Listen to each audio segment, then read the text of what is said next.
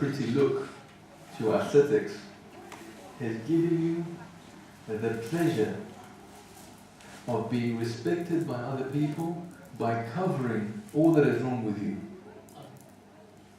That's more important too. Although you have a brilliant and nice skin that protects your organs and it doesn't show all the nasty things that are inside your body, that's important. But Allah subhanahu wa ta'ala does something else. He's satir al-uyub. He has covered you from other people, from all your faults. If you're a liar, if you've cheated, if you're a thief, if you drink alcohol, any sin or any bad thing morally or religiously you can think of, if you've committed it, Allah subhanahu wa ta'ala has covered it in front of other people. That's a blessing. Not only is it a blessing, but it's something that we should learn from also, to cover other people's faults and not to expose them. But more importantly than that, the fact that Allah subhanahu wa ta'ala has covered our faults means that He is aware of what faults we have. So when you sit there in your prayer mats, reading the du'as or praying to Allah subhanahu wa ta'ala, remember that this skin or this second layer that protects you in front of other people is non-existent when it comes to Allah subhanahu wa ta'ala. This clothing that makes you look respectable and religious to other people is non-existent when you talk to Allah subhanahu wa ta'ala. If you understand how naked you are when talking to Allah subhanahu wa ta'ala, automatically that humility that we talked about kicks in. When we talk about the Prophet being called Ameen, I narrate this story many times and I think it's a good story to narrate here as well. And it goes well with the discussion of having Aman.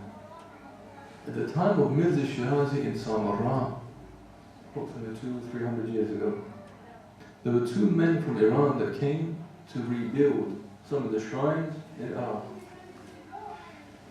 At that time, the Shias of Iran were the wealthiest of the Shias. And economically, they ruled everything as far as the Shia world was concerned. In any case, they came with huge amounts of money, their own money and money from other people, to repair the shrines in Iraq. By the time they got to Samarra to meet the Marja of Tashayyu', Mirza rahmatullah alayhi, it was time to go to Hajj. They asked the Mirza if there was a place they could leave the money whilst they go to Hajj and come. Mirza said there is a person who is famous for being Ameen. This person who is famous for being Ameen. He takes my money as well. The money that I have, I leave with him. I trust him so much that my money is there for him as well. Alaykum as-salam. If you like, I can introduce you to him. Alaykum as-salam. You can leave your monies, both of you, with this person, go to Hajj, come back and do what you have to do. The story is long, I'm going to shorten it as much as possible. They went to Hajj, they came back and found that Ameen had passed away. Ameen was dead. So they looked for their money. There was a book. They looked up, one of the names was there, they digged it out, the money was there available, they took it. The next person they looked, but his name was nowhere to be seen. They went to the Mirza and said, this person is not written my name, and the money is not mine, it's other people's, it's an amana. And it's for the shrines, it's not even for personal gain. Mirza said, okay, the night of Jum'ah, day of Jum'ah, you go to Wadi al-Salam in Najaf al-Ashraf. You recite this dua in Alim al-Barzakh, you will see this man. There is 2 heavens and 2 hells for everyone. There is a heaven and a hell that exists right now, and there is a heaven and hell that doesn't exist right now. Will only be after Yawm al-Qiyamah. The heaven and hell between the time that we were created until Yawm al-Qiyamah is called Barzakh. It's the temporary period. And whoever dies now, or has died before us, will go to Barzakh for the interim period until the eternal fate is decided. The soul of the mu'mineen in Barzakh can be found in this way. So he went there to the Jum'ah in Wadi Salam in Najal Ashraf and recited the dua, and yet nothing. He didn't see the Amin. He came back to Mirza. Mirza became visibly upset. Because if Amin is not to be seen in this side of Barzakh, he must be the other side of Barzakh. He must be in hell. He said, are you willing to travel to Yemen to find your money? He said, yes. I'll do anything. It's not my money. He sent one of the clerics, one of his students, to go to Yemen with Amin.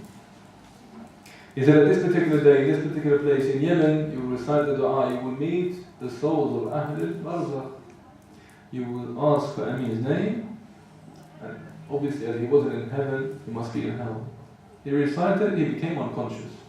When he came back to the cleric, asked him, what did you see? He said, well, I'm not going to talk until I see the Mirza back in Samarra. So they went back to Samarra.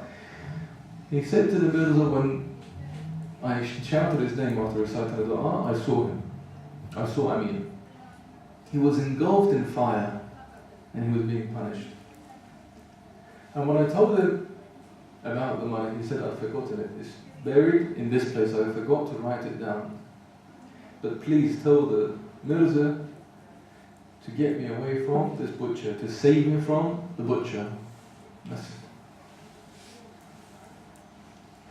They went and dug out the place that he said, and the money was there. Then he went back and to look into the butcher. Who is this butcher? He begged the Mirza to help him with the butcher. They brought the family, asked here and there and so forth until they found who they were looking for. Someone that had a relationship with this guy. They knocked at the door of the butcher. The Mirza himself, the Marja at the time, knocked on the door of the butcher. He came outside surprised.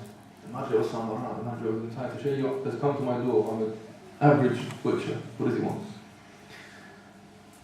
He says, I've come for this friend of ours who was called Amin. As soon as he said his name, the butcher said, in the name of the Askariyin who are buried in Samarra, may Allah increase his torture. The Mirza said, look, I've come here to solve a problem. What is the situation? He says, I'm a butcher. All I do is sell meat. The meat that I used to sell came from the south of Iraq. I had a partner in business. My business partner lived in the south. He used to bring me the sheep, sell me the sheep. I used to slaughter them and sell them. This was our trade. Year after year after year, this is how we lived. Until our children grew up. When the children grew up, he asked for my daughter's hand in marriage for his son. And we accepted. He went back to the south, I carried out my duties. But a very long time went by and I heard nothing. Until the point this girl was getting older, after the age of marriage. I asked him, I wrote a letter saying, look, you talked about the marriage of your son to my daughter, hence I'm not giving my daughter to anyone. What is the situation? He came down to me and said to me, to be honest with you, after you accepted the proposal of marriage for your daughter to my son, I wanted to do some further research. So I came to Samarra without telling you. And I asked the people in Samarra who the most religious person, the most trustworthy person is. And they told me, Amin. I went to the Amin and said, I want to marry the girl's daughter, the butcher's daughter to my son. What is she like? Amin turned around and said, I don't know. Now when a religious person, a trustworthy to that degree, says, I don't know, it means there's so many things wrong with that person, but I don't want to say it. The point is, he didn't give the thumbs up. He said, I don't know. So that he would not go ahead with this marriage. Now why did the Amin say this? Because the Amin had a son who he wanted a wife for. And he wanted the butcher's son, but the butcher's daughter for his own son. So he decided to say, I don't know, so that he would go away and marry the butcher's daughter for his own son. As it happens, the butcher his girl became older. The son of the Amir married another girl that he liked himself, who were neighbours with the Amir. The daughter of the butcher reached an age where no one proposed to her anymore. So he had ruined the life of an entire family by saying, I don't know. In any case, the Mirza asked for forgiveness and said, you know what, the businessman here doesn't have a wife. Would you allow your daughter to be married with him to go back to Iran? The butcher accepted. Now the point of the story is that such a man that was to be known as the most trustworthy person in Samarra changed his fate, at least in Barzakh, from heaven to hell, and ruined someone's life with one simple twist of the tongue. The tongue is one of those amanat that we talked about. Allah subhanahu wa ta'ala has given us hands and arms and eyes and ears. The tongue is something that can lie, it can talk behind people's backs, it can ruin reputations, and yet it can do the opposite. It can bring people in the right direction, it can guide families, it can create harmony between people. It's just one of those things to think about that you have to answer Yawm al-Qiyamah. The Prophet sallallahu alayhi wa sallam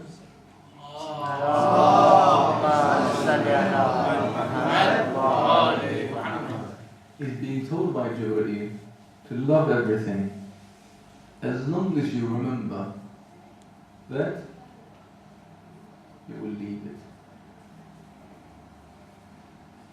A person came to the Prophet who had a very good body, a young man. Physically he was very able. And the Prophet asked him, apart from your physical appearance, do you have any knowledge? Do you study? He said, no. Do you work? No. The Prophet said, it's a shame. The mental ability that Allah subhanahu wa ta'ala has given you is another amana. You must use it. As people that have been given various languages, most people here speak 2 or 3 languages. It's very easy today with the world of internet and mobile phones and computers to search through different books, to read through different writings. Most importantly, to have access to the riwayat of Ahlulbayt, to see the truth out there. They came to Marhum Said Muhsin Hakim and they asked him for some advice, and he said, you know what, when someone asks you whether you know someone else and you want to say that you know someone, how would you say you know someone? You either live with them, you travel with them, you have dealings with them, you know them for a number of years so that you know their specific details. So when someone asks you about your friend, you can say, yes, he wakes up this way, he sleeps this way, he eats this way, and so forth. Now, us, as the Shia of Ahlulbayt who claim to know Ahlulbayt must at least read 70,000 rawayat. After these 70,000 rawayat, you are to memorize 20, 30, 40,000 rawayat. Once you memorize those, then you can tell people, you know what, I know that Ahlulbayt. So when people ask you, you have your computer ready. And nowadays it's so easy to do so with these CDs that each of them carry tens of thousands of books. So anyway, أحبب معشيت فإنك مفارقه. It's good to have materialistic needs and materialistic wants, as long as you realize that you own them for a short period of time and they don't own you. The example for this is we have many young men here. Most people have cars, and most people enjoy their cars. Now, if the car gets scrapped, stolen, in an accident, how upset do you become? If you become upset, or very upset, then that shows that you don't own the car owns you. The car has a hold over you. It's a piece of metal. It's something that you should have a hold over, control over. And just an example. Love whatever is around you, as long as you remember that you will leave it.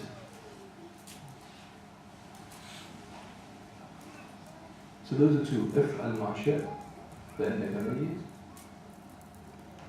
افعل ما شئت فإنك ملاقيه. إيش ما شئت فإنك ميت. Do whatever you please, but remember that you will see it. Everyone that is sat here, man, woman, child, whatever age, has different actions through their lives. If you remember that whatever action, as small as it may be, has a reaction that you will see in this life and the other life. If you imagine that waking up in the morning, as soon as you look yourself in the mirror, what does this mirror tell you? Be honest to yourself.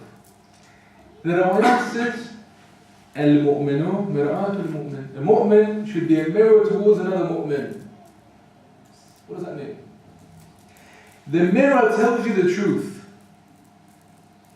What does that mean? It tells you the truth, whether it's good or bad. And it gives you the good side as well as the bad side. It doesn't give you one part of it. The mirror will tell you the truth in whatever circumstance. If you break it into small pieces, it will still tell you the truth. It will still show you what's in front of you. It doesn't show you something else. But the mirror also has another quality. Only tells you if you go to it. It doesn't chase you. It doesn't tap you on the shoulder. When you go to your friend, it shows you what it is. No matter how you look at it and what you do with it, it shows you the same thing. It's honest to you. It's truthful to you. When you look at yourself, be truthful to yourself from the time you get up. When you deal with other people, from right in the morning. See, well, there's a person that went to the Prophet and said, you know what, I can't stay away from sins.